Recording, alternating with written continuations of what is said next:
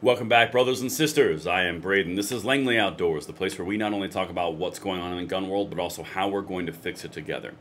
And the content that I'm going to show you right now is something that I never thought I'd see on MSNBC of all places. The mainstream media is actually posing questions around the failures of the FBI, not around gun control desires. Yeah, something still feels a little bit weird. Everything that I'm about to show you is going to be linked into the description box below, and please make sure you leave comments down there so you can engage the algorithm, and also share this out because we need to spread this message to stop these things from happening, like the tragedy that we saw in Georgia yesterday. Now, of course, make sure you hit that like button, subscribe to the channel, turn the notification bell on. Every bit of it that you guys do helps the algorithm go further, helps us spread freedom further, and thank you for that consideration. And one other thing that you can do is check out the secondpress.co website. It's completely free. Get in there. It circumvents the algorithm. We have a way to contact you if you want video updates directly to your email. But more importantly, it allows us to keep a centralized network of data to where we can show you the things that they don't want you to see. As you can see, you've got me and Tim on there, Second Legacy, Katie's on there for Stone Second Sense, and of course my channel. Check it out. It's in the description. And thank you for joining the fight with us. But with that said, let me get over here to the main point of this video. This is not something that you see a whole lot on mainstream media. You typically don't see them asking questions of law enforcement versus gun control because they have a built-in narrative predisposition for gun control because they are the propaganda wing of the Democrat Party in most cases. However, listen to the conversation that we're about to have around the FBI knowing that this kid was a danger. They interviewed him, knowing a lot of different details, and yet again, law enforcement seems to be a consistent theme, not the inanimate object, as Chris Murphy said this morning. Check this out. This is going to blow your mind. It's like a 4-minute clip. We're going to piece it up. Joining us now is Catherine Schweit, a retired FBI agent executive. She created the FBI's active shooter program, which she ran for 5 years. Catherine, thank you for being with us. These are such difficult moments, you know. And I was wondering, the suspected gunman was investigated last year in light of online threats about a school shooting. Apparently he was 13 at the time. What do you make of that? Yeah, I think that's the challenge that we face with information that comes in. It's vague. We can only do so much with it. And I mean, we, in terms of any law enforcement or any investigators, even the school itself, it's a situation where according to the reporting, the kid, somebody typed in, online and online gaming. The FBI said it received several tips about that. They gathered that information up. They got the search warrant they needed to find the IP address. They made the contact to find out what location where the house was, where the threats were made about, I'm going to do some undetermined school shooting somewhere by somebody. They called the Jackson County Sheriff's Office. I saw the sheriff was interviewed earlier today. She said, yeah, we did go out there. We talked to the father. We talked to the child. The child denied he did it. The father said, yes, they have hunting guns, but they're locked up and the kid doesn't have access. At that point, law enforcement can't keep somebody on their radar. Our legal system doesn't allow us to do that as it shouldn't, right, in our free society. All right, I'm going to pause that for a second just to give it a little breathing room so we can break that down. MSNBC just said, but the FBI interviewed this kid who threatened to do this exact same issue right here. This whole thing, the thing that you saw yesterday is what he threatened to do a year ago. There's a pretty consistent theme in a lot of these shootings that the FBI was involved and the police knew about them and the police were involved. The consistent theme that we're seeing that you can't really ignore is the fact that the authorities were notified, and the Do Something caucus on the left doesn't want to talk about these things, which is why we're covering it, which is why I need you to sign up for that website, which is completely free, secondpress.co, because we can get this information to you. They don't want to talk about this because it undermines their narrative of we just got to do something. So let's take that just got to do something and look at it from a different angle from what MSNBC just put forward. So the FBI was alerted to a threat of a school shooting.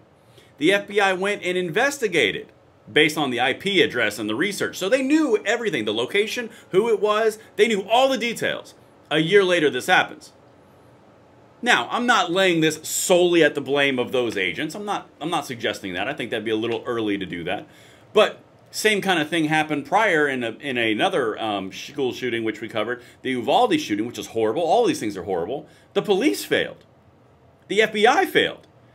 And that brings it back to the mainline point that we're going to continue to hit over and over and over again. My channel, Second Legacy with Tim and Katie's. If you are ignoring everything else and you only want gun control, and gun control is all you're going to take, you're going to ban whatever guns you want, you're going to universal background checks, anything to further your position, but you're ignoring everything else, like law enforcement not doing what they are supposed to do, which we were promised would solve all these problems, now your rights have to be taken. That's the whole point, in a nutshell. But I got more. Let's get into this a little bit deeper, because this, again, when this happens and random chances of journalism occur, we got to cover it. But it does speak to the fact that there are holes in our system of keeping track of each other, and those holes can't just be law enforcement, or they can't just be the school principal or the teacher or even just the parent.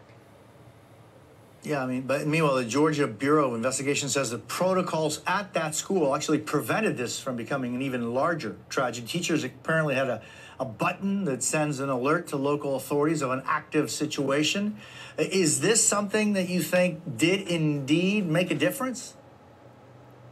Well, the law enforcement, from my understanding, the school resource officers arrived after the shooting stopped, but I don't know what that timing is. And if the sheriff's deputy, if the sheriff says it did, I'm certainly not going to question that. I think we've begun to see since Sandy Hook all kinds of security potential regulations, options, pieces of equipment. And in this case, these were lanyards right around the necks of teachers. I've seen those before. There are also buttons on walls, state laws that require push buttons on walls that are panic alarms. And it brought the SROs into the direction of where they were getting a page from. And so that's fantastic. It's a big school, right? 2,000 kids. And so nearly, so, you know, you can only have so much resources there in terms of law enforcement. But all right, so this is a really important piece. And guys, if you are still with me, please listen to this and send this part out.